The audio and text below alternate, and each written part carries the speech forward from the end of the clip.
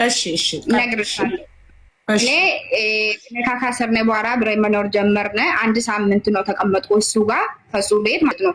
ከዛ ቢሮ ነው ወሰደኝ። ቢሮ ሂጂ አለኝ። ከዛ የት ነው የምሄደው?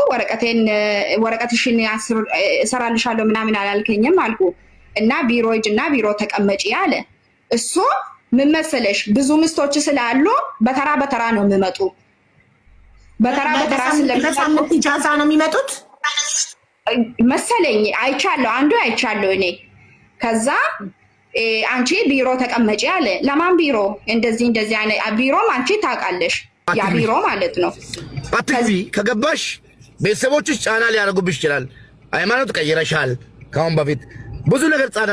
አትግቢና ባለቤቴ እንደሆንሽ በቃ ቤተሰቦችን አናግሬ ብትገቢ አስሻለሁ ያልኩሽ ቦታ ቤቴ መጣ። ባለቤቴ አለች፣ ህፃን ልጅ አለኝ፣ ነፍሰ ጡር ናት። እሷ ንግግር ያላት ከኔ ጋር ነው።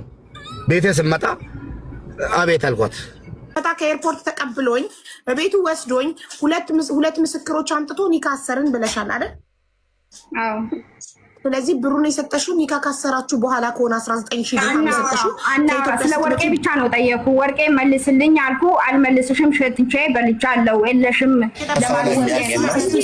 እያስባላት ነው። የመጀመሪያ የእርግዝና ምልክቶች ወደ ላይ በፍጹም እኔ አንደኛ ሲጀመር አላረግዝም። አዎ አንተ እኮ አይደለም ያረከስከው ሴት ናት እሷ